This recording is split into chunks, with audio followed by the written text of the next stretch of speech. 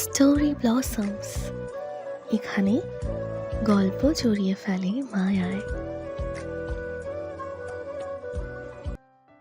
দবির আর আনোয়ার একসাথে ব্যবসা আগাচ্ছেন, সেসব নিয়েই কথাবার্তা চলছিল। একটা সময় পর আনোয়ার বললেন, ভাইজান, একটা কথা ভাবছিলাম। কি কথা আনোয়ার? আয়ানার তো বিয়ের বয়স হয়েছে। হ্যাঁ, তা তো হয়েছেই। রাত্রির জন্য ও ছেলে দেখা হচ্ছে, আয়ানার জন্যেও দেখা হোক।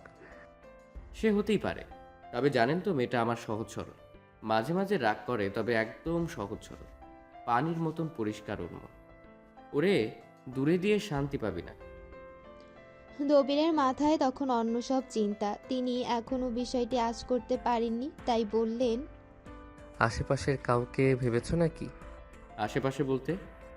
আনোয়ার একটু থামলেন, ভাইয়ের দিকে দৃষ্টি ফিরিয়ে বললেন, দূরে দেওয়ার আর কি দরকার ভাইজান, ঘরের ছেলে থাকতে। এ কথায় দবির ছোট ভাইয়ের দিকে তাকালেন। তিনি তখনও ছেলের কথা ভাবতে পারেননি। তিনি ভ্রু বাঁকিয়ে বললেন, আবিরের জন্য ভাবলে নাকি? এটা তো কি যে বলেন ভাইজান, ওর তো বিয়ে ঠিক, ওর কথা ভাববো কেন? তবে দীপ্রর কথা বলছিলাম। আনোয়ারের কথায় দবির নড়ে চড়ে বসলেন। তার মুখটা কেমন হয়ে গেল। আনোয়ার পুনরায় বললেন, ভাইজান, আমি দীপ্রকে তো চিনি। ওর সময় কেটেছে বাহিরের দেশে, ওর পছন্দ একটু উচ্চ। আমি কুহুকে অপমান করছি না, আমারই ভাতিজি। তবু বলতে গেলে কুহুর থেকে আয়ানা সব দিকে উচ্চ। আর দীপ্রর প্রতি ওর সফট কর্নারও আছে। দীপ্র ওকে আদর করে, আমার মনে হয় এটা ভালো হবে। বলে থামলেন তিনি। দবির ফোঁস করে দম ফেললেন, বললেন, আমি তোমার কথা বুঝতে পেরেছি, তবে ভাই, পুরোটাই দীপ্র আর আয়ানার বিষয়। এবার আর আমি ভুল করব না। কুহুর প্রতি যে অন্যায় হয়েছে তা আয়ানার প্রতি হতে দেব না। দীপ্র চাইলে তবেই হবে। আনোয়ার খুব একটা খুশি হতে পারলেন না। তিনি ভাইয়ের থেকে আরেকটু জোর আশা করেছিলেন, তবে তেমনটা হলো না। তিনি হতাশই হলেন, বললেন, আমি দীপ্রর সাথে কথা বলি। ভাইজান, ওর যা যা প্রয়োজন সব দেবো আমি। ও তো আমারই ছেলে, তাই না? দবির আসলেই কথা পেলেন না। তিনি চিহ্নিত, ছেলেটা কি করতে চলেছে এই বিষয়টি একদমই পরিষ্কার নয়। এদিকে আনোয়ারের দেওয়া প্রস্তাব, সরাসরি কোনো কথা বলতে পারছেন না তিনি। মানাতে পারলে আমার তো সমস্যা নেই আনোয়ার, তবে এমন কিছু যেন না হয় যাতে দ্বন্দ্ব তৈরি হয়ে যায়। দীপ্র আমার ছেলে, তবে ওকে আমিও বুঝতে পারছি না। সেটা ভাববেন না, আমি সব বুঝে নেব। কাল রাত্রিকে দেখে যাক, তারপর কথা বলবো দীপ্রর সাথে। রাত্রির মনটা ভালো নাকি খারাপ তা বোঝা যাচ্ছে না। ও রেডি হচ্ছে, পাশেই বসা কুহু। ও দেখছে ওর ভালো লাগছে না। রাত্রি আপুর এমন ভাব ওর ভালো লাগছে না। রাত্রিপু, ডেকে ঘরে প্রবেশ করলো কণা। ওর মাঝে চঞ্চল ভাব দেখা যাচ্ছে। রাত্রিপু তোমাকে তো পরই লাগছে। বলে কাছে এসে জড়িয়ে ধরলো কণা। রাত্রি হেসে বলল, বুড়ো হয়ে গেছি আর বলছিস পরি লাগছে? ওহ, যাতা কথা, তুমি বুড়ো কোথায়? কি বলিস? বুড়ো না, বয়স তো কত হয়ে গেল। ঠিক সময় বিয়ে করলে তোর সমান বাচ্চা থাকতো আমার। কি বিরক্তিকর কথা, তোমার বয়স তো 25ও হয়নি, শুধু শুধু নিজেকে বুড়ো বলছো। রাত্রি ফোঁস করে দম ফেলে। তার বয়স বেশি না, কম। এ নিয়ে আগে কখনো মাথা ব্যথা হয়নি, আজকাল হচ্ছে। মনে হচ্ছে সত্যি বয়স বেশি হয়ে গেছে, অথচ উচিত ছিল আগে ভাগে বিয়ে করে সংসার করা। এই রাত্রিপু, হ্যাঁ বল রে কণা। তোমার বর এসে গেছে। এ কথায় রাত্রি প্রতিক্রিয়া জানানোর আগেই ফোঁস করে উঠল কুহু। ও বিছানা থেকে উঠে এসে রাগী সুরে বলল, কি সব কথা? বর কিভাবে হয়? এখনো বিয়ে হয়েছে? বিয়ে তো ঠিকও হয়নি। ওর এহেন আচরণে কণা ব্যাকুব বনে গেল। তার বোন এভাবে কখনো রিয়াক্ট তো করে না, আজ হলো কি? আর ও তো এত ভেবেও বলেনি, তাই হাবুলের মতো চেয়ে রইল। কুহু, ওকে বকছিস কেন? ও বুঝে বলেছে, আর এই ছেলে আমার বর হলেও তো হতে পারে।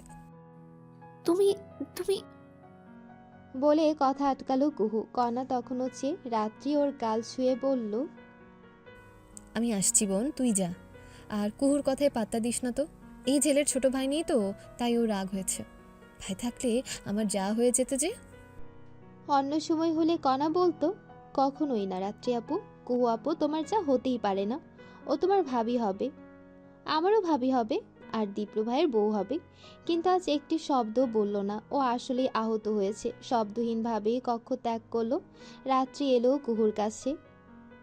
কুহু শোন। কুহু মাথা তুলে চাইলো। ওর কেন যেন কান্না পাচ্ছে। রাত্রির সাথে ওর চোখাচোখি হলো। বোন, আমি বুঝতে পেরেছি অরণ্যকে তোর খুব পছন্দ। তুই চাস ওর আর আমার সবটা ঠিক হোক।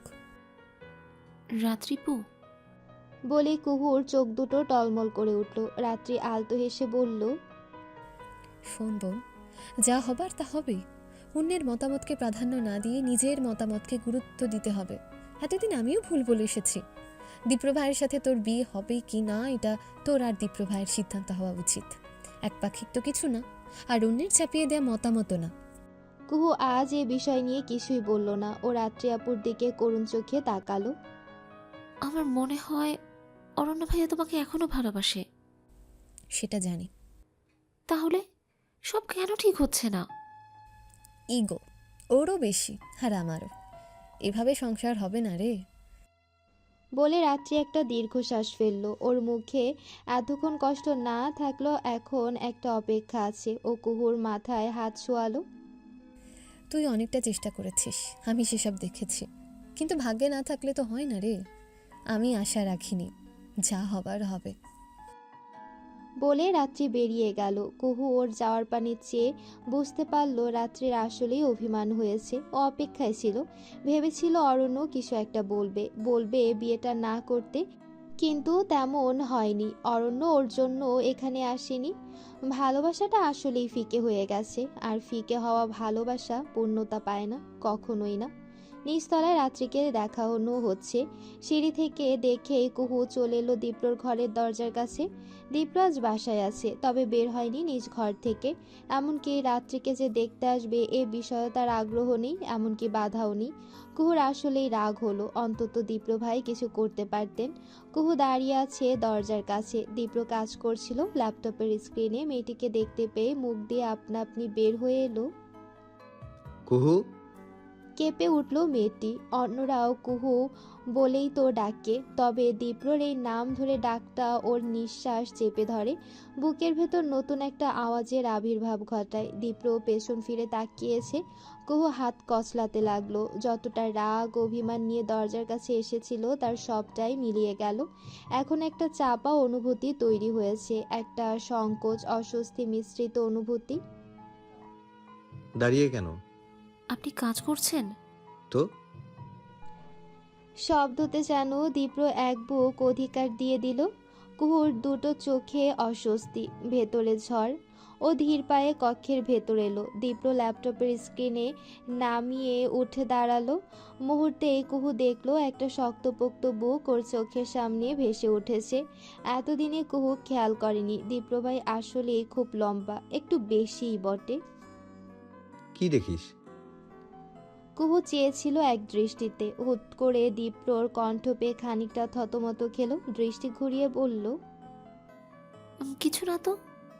কিছু না? না, কি দেখবো? কিছু দেখার নেই? কুহু চোখ দুটো মুদিত করলো। মাঝে মাঝে ওর যে কি হয়। ও দুবার শ্বাস নিয়ে বলল, আপনি এখনো কিছু করবেন না? ওর কথার মানে যদিও বুঝেছে তবুও না বোঝার ভান করলো দীপ্র। শুধালো, কি করার কথা বলছিস? রাত্রিপুকে দেখতে এসেছে। তো কিছু করবেন না? কি করব? কি করব বলতে আপনার কিচ্ছু করার নেই? না, নেই। কেন নেই? কারণ বিয়েটা রাত্রির, তোর নয়। শেষ কথায় কুহু ভ্যাবাচ্যাকা খেলো। বুঝলো, ধরা দিল না অবশ্য। বলল, অরণ্য ভাইয়াকে একটু বলেন না। কি বলবো? বলবো রাত্রিকে বিয়ে কর। কুহু, রাত্রি ফেলনা নয়, অরণ্যও ফেলনা নয়। নিজেদের সম্পর্কের জন্য কাউকে না কাউকে একটু নরম হতেই হয়, কিন্তু ওরা সেটা করছে না। কেন করছে না? কুহু এত অবুঝের মতন কথাটা বলল। ওর আসলেই খারাপ লাগছে। ও বহুদিন পর একটা কিছুর জন্য এত মরিয়া হচ্ছে। ওর মুখের পানে চেয়ে দীপ্র শুধুই হতাশার শ্বাস ফেলল। বস। কুহু বসলো না। দীপ্র আবারও বলল, বসতে বলেছি। যন্ত্রের ন্যায় বসলো কুহু, মনটা বিষণ্ণ হয়ে রইল। কুহু বসেছে বিছানায়, দীপ্র ওর বরাবর মেঝেতে হাঁটু গেড়ে বসলো। কুহু থমকালো, পরের মুহূর্তেই নিজেকে সামলে নিল। কুহু, সরাসরি দীপ্রের চোখের দিকে চাইলো কুহু। কয়েক সেকেন্ড পর একটা জিনিসই বুঝলো। দীপ্র চোখ দুটো দারুণ সুন্দর। ও চেষ্টা করেও দৃষ্টি ফেরাতে পারল না। একটা ব্যাপার বলি, একটু ভেঙেই বলি, বলবো? দীপ্র ভাই অনুমতি চাইছেন? কুহুর আসলেই বিশ্বাস হয় না। এই মানুষটাকে এককালে কঠিন মনে হয়েছিল সবটা অন্যের উপর চাপিয়ে দেওয়া ছাড়া আর কিছুই পারে না। কিন্তু ও যে ভুল ছিল তা আবারও প্রমাণ হলো। লজ্জাই লাগলো ওর। একটা জিনিস তুই দেখ, সম্পর্ক আসলে দুজন মানুষের মনের বিষয়, একপাক্ষিক কিছু না। ধর আমার আর তোর বিয়েটা যদিও বা হতো, তবে তুই আমাকে মেনে নিতে পারতি? পারতি না কিন্তু। স্বাভাবিক কিছুই থাকতো না। কেন থাকতো না? কারণ আমাদের সম্পর্কে মায়া মহব্বত থাকতো না। রাত্রি আর অরণ্যের বিষয়টা আরেকটু জটিল। ওরা একে অপরকে ভালোবাসে, চায় মন থেকেই, তবে ইগোর জন্য ওদের কিচ্ছু আগায় না। আমাদের দেয়া চাপের কারণে যদি ওরা বিয়ে করেও নেয়, তবে সুখী হওয়ার সম্ভাবনা খুব কম, যেমনটা আমাদের ছিল। আমি যদি রাগ জেদ দেখিয়ে তোকে বিয়ে করেও নিতাম, দিন শেষে তুই কিন্তু আমাকেই ঘৃণা করতি কুহু, কখনো ভালোবাসতি না। বাসতি? দীপ্র সব কথা শুনল কুহু। আসলে মানুষটা ওকে কি বোঝালো? ওর গুলিয়ে যাচ্ছে সবটা। অরণ্য আর রাত্রির বিষয়টা বলতে গিয়ে অর্ধেকের বেশি তো নিজেদেরটাই বলে গেল। কুহু হাবুলের মতো চেয়ে। দীপ্র বোধ করি হতাশাই হলো। এ মেয়েটি বোকা নয়, আবার চালকও নয়। এ মেয়েটি কেমন জানো, তবে যেমনই হোক দীপ্রর আদরের, খুব বেশি আদরের। আর আদরের বিধায় খুব বেশি সময় রাগ করে থাকতে পারে না। আদতে নিজের যা কিছু তা তো নিজেরই হয়, আর নিজের উপর কখনো রাগ হয় না। যা হয় তা ক্ষণিকের অভিমান। কুহু তো দীপ্ররই। রাত্রিকে দেখতে এসেছে যারা, তারা পাশের এলাকার, বেশ নাম ডাকাচ্ছে। দাওয়ানবাড়ির সাথে সম্পর্ক তৈরির ইচ্ছে বোধহয় আগে থেকেই ছিল। তাই মেয়ে দেখার আগেই বলছিল, আপনাদের মেয়ে মানে আমাদের মেয়ে, না দেখে কথাবার্তা হতে পারে। এসব মুখের কথা ধরে রাত্রিকে দেখানো হলো। মেয়েটিকে পছন্দ করলো সবাই। ছেলে শহরে ব্যবসা করে, বয়স 30, মানে রাত্রির সাথে সব দিক থেকেই মানাচ্ছে। এসব নিয়েই আলোচনা হচ্ছে। আয়ানাকে বেশ খুশি দেখাচ্ছে। এর কারণ সম্বন্ধটা ওর বাবা এনেছে, আর এই বিয়েটা হলে বাবার প্রতি সবার আরেকটু দৃষ্টি পড়বে। ছেলে কিন্তু বেশ ভালো রাত্রি আপু। রাত্রি আসলে ভালো মতো দেখেনি, ও শুধু হাসলো। আয়ানা আবার বলল, বেশ টাকা পয়সা আছে। এ কথায় রাত্রি বলল, টাকা পয়সা দেখে আমি তো বিয়ে করবো না, না? সেটা বলিনি, তবে টাকার তো দরকার আছে, তাই না? তা আছে, তবে টাকা পয়সা থাকলো কিন্তু সুখ থাকলো না, অথবা ছেলে ভালো না, অমন হলে টাকার কোনো মূল্য নেই। হুম বলে সরে গেল আয়ানা। ও আসলেই বোঝে না সবাই কেন ওর সাথে এমন করে। ও ভালো করতে গেলেও বিষয়গুলো খারাপই হয়। আপু, বলে ডেকে উঠল কুঞ্জ। হাজার হোক ভাই বোন তো। আয়ানা ওর ডাকে সাড়া দিয়ে বলল, কি বলবি? তোমার জন্য মিষ্টি এনেছি। মিষ্টি কেন? তুমি তো খাওনি, তাই আনলাম। এত দরদ দেখাচ্ছিস? আমার তো মনে হচ্ছিল সব দরদ কুহার কণার জন্যই। আয়ানা ফোঁস করে দম ফেলে। দুটো মিষ্টি এনেছে কুঞ্জ। আয়ানা বলল, এভাবে বলছো কেন? তুমি আমাকে বকা দাও বেশি, তবে আমি মনে রাখি না।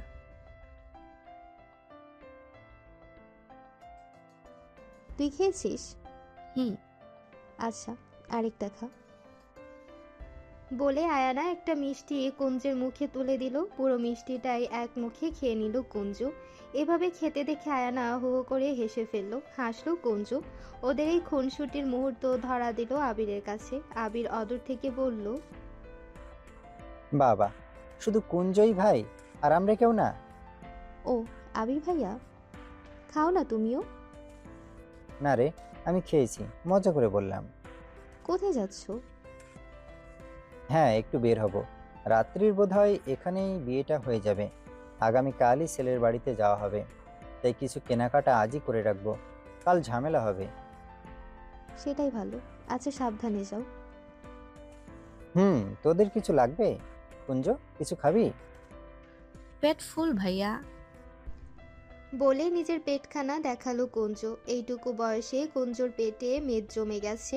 বিষয়টা আসলেই খারাপ, তবে বাচ্চা মানুষ, খাওয়া কমাতে বললে আবার অভিমান করবে। কুহু কখনোই চায়নি কুঞ্জ আবার আয়ানার মাঝে ঝামেলা হোক। দুই ভাই বোন মায়া মহব্বত নিয়ে থাকবে, এটাই তো স্বাভাবিক। তবে কণা এটা আবার মানতে পারছে না। ও পুরো ঘটনা দেখেছে, এসে বোনের কাছে বলল। কুহু একটু বিরক্তই হলো। তুই কি চাস ওরা ঝগড়া করুক? সেটা তো বলিনি আপু। তাহলে মিলেমিশে থাকলেই তো ভালো। ভালো, কিন্তু বলে কণা থামলো। কুঞ্জ সবার আদরের, তবে এ কমাসে কুঞ্জের সাথে সব থেকে বেশি মিশেছে কণা। ওর কেমন হিংসে হলো, নিজের ভাই না থাকার যে অভাবটা তাই ছোট্ট কুঞ্জ দূর করে দিয়েছিল। আয়ানা সেখানেও ভাগ বসালো, অথবা ওই হয়তো আয়ানার ভাগে ভাগ বসিয়েছিল। কেন যেন খারাপ লাগছে খুব। কণা উদাস মনে বেরিয়ে এলো, এখানে সেখানে ঘুরঘুর করলো। নিচতলায় আসতেই দাদিজানের গলা শোনা গেল। দাদিজান বসার ঘরে আসতেই চাইছেন, কণা গিয়ে নিয়ে এলো, বসালো বসার ঘরে। বৃদ্ধা গল্প জুড়ে দিলেন। বাড়িতে এখন একটা বিয়ে বিয়ে ভাব এসেছে, সবাই খুব ব্যস্ত। দেওয়ান বাড়ি আগে আরও উৎসব মুখর ছিল, ওনার আরও যা ছিল, সময়ের সাথে সাথে প্রায় সবই হারিয়ে গিয়েছেন। তাদের ছেলেমেয়েরা এক একজন এক এক জায়গায় থাকেন, সেসব গল্পই করলেন তিনি। কণা সব শুনল ও দাদির পায়ের কাছে বসা। আমার খুব সে সময়গুলোতে যেতে ইচ্ছে করে দাদিজান। সেই সময়গুলো সুন্দর ছিল, তাই না? বৃদ্ধা হাসলেন, বললেন। সবসময় সুন্দর হয় রে, কিন্তু এটা তখনই অনুভব করা যায় না, অতীত হয়ে গেলে কেবল তখনই অনুভব করা যায়। তাই? তবে এখনকার সময়গুলো একটা সময় সুন্দর লাগবে। লাগবে লাগবে। এই যে আমার একটা ভাই নেই, অথচ রাত্রিপু আয়নাপুর ভাই আছে। একটা সময়ের পর এই ভাই না থাকার সময়টাও সুন্দর মনে হবে।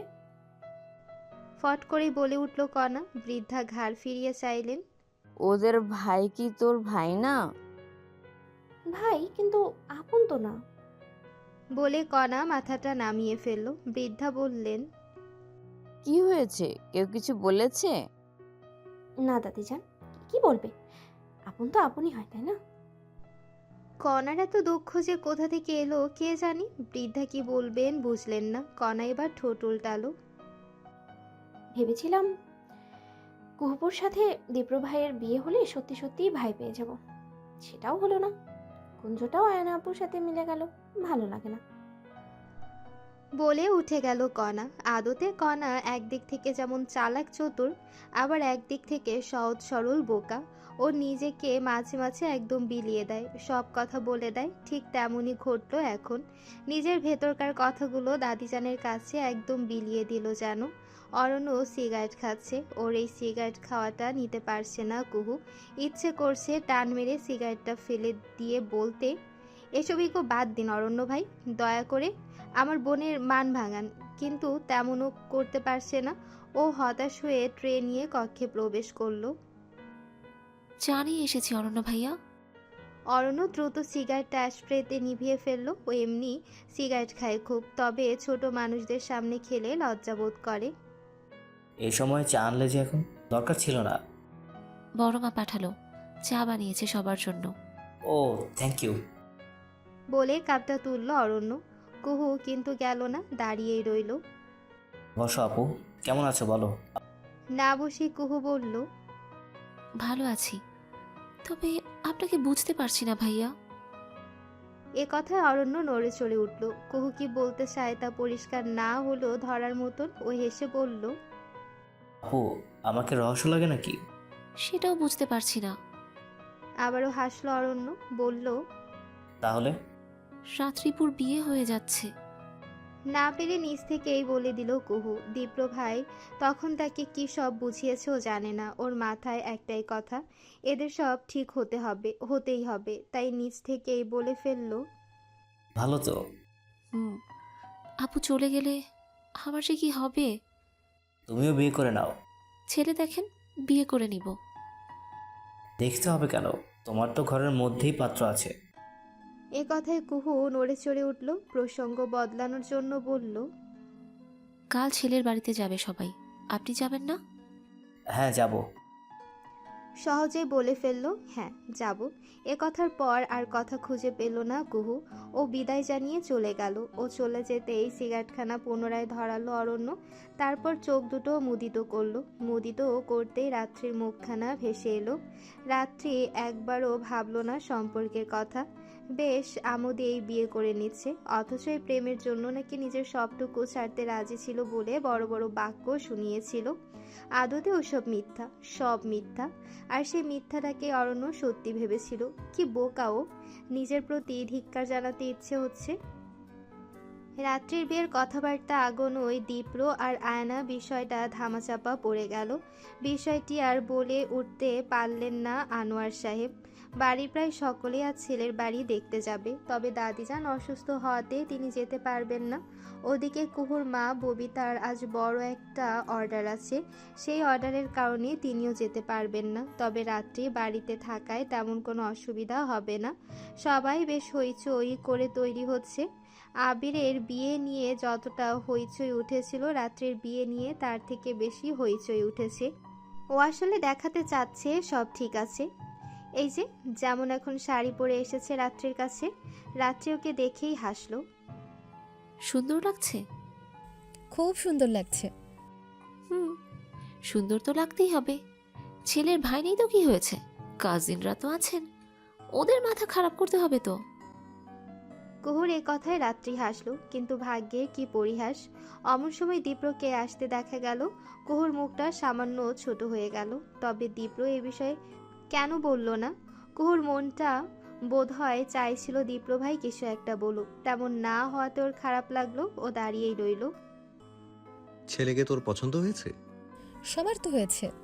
সবার কথা জানতে চাইনি রাত্রি, তোর কথা জানতে চেয়েছি। হয়েছে। বলে একটা দীর্ঘশ্বাস ফেললো। এই দীর্ঘশ্বাসে কি একটা ব্যথা লুকিয়ে, সেটা দীপ্র কিংবা কুহু দুজনেই জানে। ঠিক আছে। ব্যাস এইটুকুই। দীপ্র বেরিয়ে গেল। কুহু এসে রাত্রির কাছে দাঁড়ালো। আমিও যাই রাত্রিপু, লেট হয়ে যাচ্ছে। সাবধানে যাস। কুহু বেরিয়ে গেল। রাত্রি এসে দাঁড়ালো জানালার কাছে। এই জানালা দিয়ে তাকালে সদর দরজা দিয়ে বের হওয়া সব লোককেই দেখা যায়। খানিক বাদে সবাইকে বের হতে দেখা গেল। শেষে বের হতে দেখা গেল অরণ্যকেও। রাত্রির বুকটা হু হু করে উঠল। অরণ্যর কি একটু যন্ত্রণা হচ্ছে না? ও দিব্যি প্রাক্তনের বিয়ের আয়োজনে নেচে নেচে চলে যাচ্ছে। রাত্রির আসলে হতাশ লাগলো, শুধু শুধু সে কষ্ট পাচ্ছিল। এদিকে অরণ্যর সামান্য বুক ধরফরও হচ্ছে না। বনিদি পরিবার, বাড়িটা নতুন করে করা, সেটাও বিশাল। তারই পেছনের দিকে পুরাতন একটা বাড়ি রয়েছে। সেই বাড়িটা আভিজাত্যের প্রতীক। এই পরিবারের নাম ডাক শুনলেও কখনো এদিকে আসা হয়নি দাওয়ানের। স্বচক্ষে দেখে তারা ভেতরে ভেতরে বেশ আগ্রহী হয়ে রইলেন। বড়রা সকলে বাড়িঘর দেখে পছন্দ করে নিয়েছে। ছেলের নাম রাগিব। নামের প্রথম অংশটুকুর সাথে তার অবশ্য মিল পাওয়া যাচ্ছে না। সে ভীষণ ভদ্র, চেহারা আর আচরণে সেটার প্রকাশ মিলছে। হেসে হেসে এখন কথা বলছে, তবে ওর হাসি মাখা মুখের বিপরীতে অরণ্যের অন্ধকারে নিমজ্জিত চেহারাটা দেখা যাচ্ছে। কালো করে রেখেছে। দীপ্রর পাশে বসা এবার কথাটা বলল। রাগ হচ্ছে? অরণ্য চেহারা ঠিক করলো, তাকালো দীপ্রর দিকে। রাগ কেন হবে? যেভাবে দেখছিস মনে হচ্ছে চোখ দিয়ে গিলে খাবি। সেরকম ইন্টেনশন নেই আমার। তাহলে ঠিক আছে।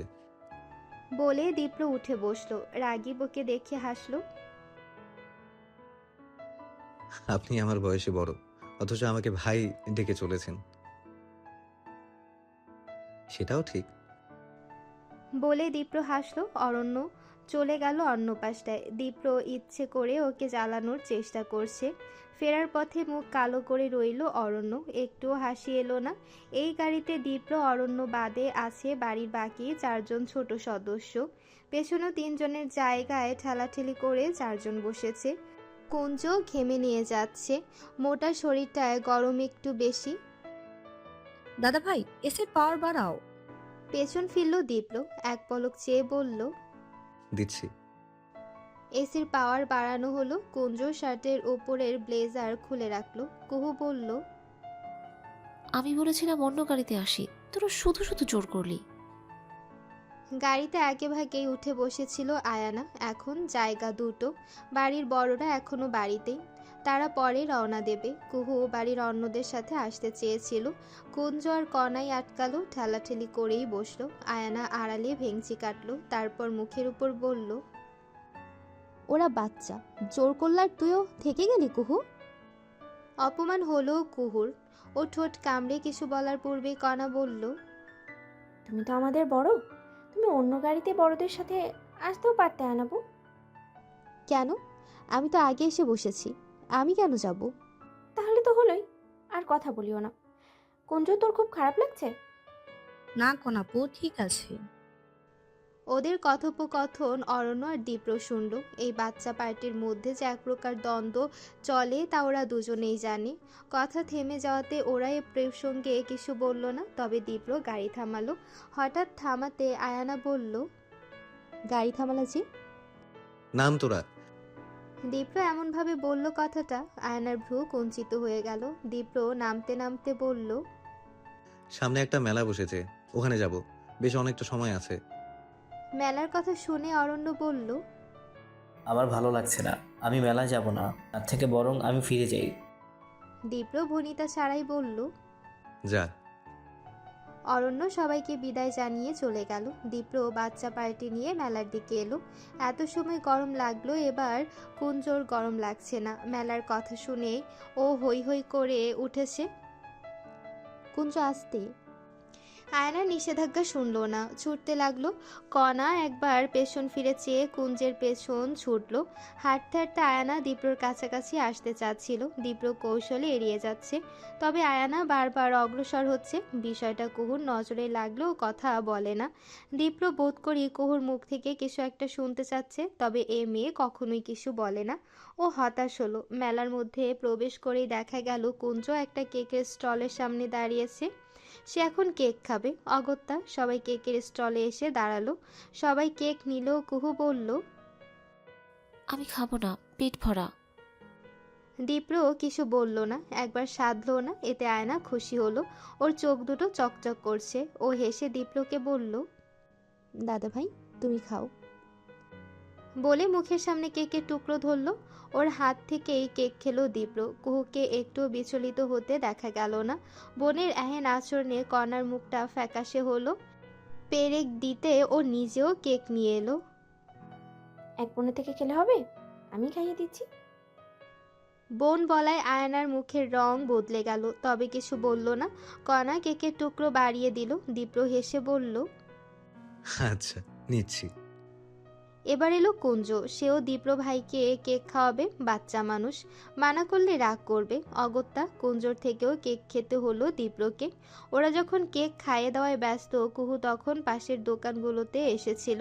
এখানে খুব সুন্দর পায়েলের কালেকশন ও দেখছিল ঘুরে ঘুরে। এরপর কী যে হলো, হুট করে কি একটা নিয়ে মারামারি লেগে গেল। সেই মারামারির মাঝে পড়ে গেল কুহু। ওর ভয় হতে লাগলো। আশেপাশে তাকালো, কিন্তু সেই কেকের দোকানটা চোখে পড়ল না। অথচ কুহুর স্পষ্ট মনে আছে পাশেই ছিল দোকানটা।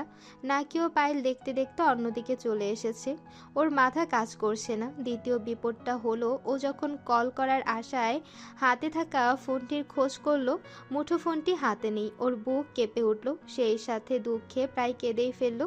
এরই মাঝে একটা নারী এসে ওকে ধাক্কা দিয়ে ফেলে দিল। চেঁচিয়ে বলল, রাস্তায় দাঁড়িয়ে আছেন কেন? ঝামেলা দেখছেন না? আজব মানুষ। নারীটি পুনরায় পথ আগলালো, ওকে উঠালো না অবধি। অপরাধ বোধ তো দূরেরই বিষয়। কুহুর দুটো চোখ জলে টইটুম্বুর। এদিকে শোরগোল বেড়ে চলেছে। মাটি থেকে উঠতে গিয়ে কুহু বুঝলো ও পায়েলটি কিনেছিল, পড়ে গিয়ে সেটাও ভেঙে গিয়েছে। তৃতীয় দফা এসে কুহুর এবার মরে যেতে ইচ্ছে হলো। সব বিপদ কেন একসাথেই আসে? রাত্রি মাত্র ওই ছাদ থেকে কাপড় নিয়ে নামলো। অমন সময় সদর দরজা দিয়ে প্রবেশ করলো অরণ্য। এখানে আসতে না আসতেই বৃষ্টি শুরু হয়ে গিয়েছিল।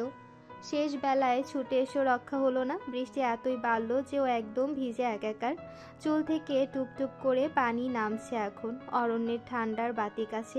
বিষয়টি রাত্রি জানি, ও চেয়েও এড়াতে পারল না। একটা তোয়ালে রেখে বলল, চাইলে এটা ইউজ করতে পারো। বাকি কাপড়গুলো সোফায় রেখে ও চলে গেল নানিজানের ঘরে। বৃদ্ধা ডাকছিলেন, হ্যাঁ নানিজান বলো।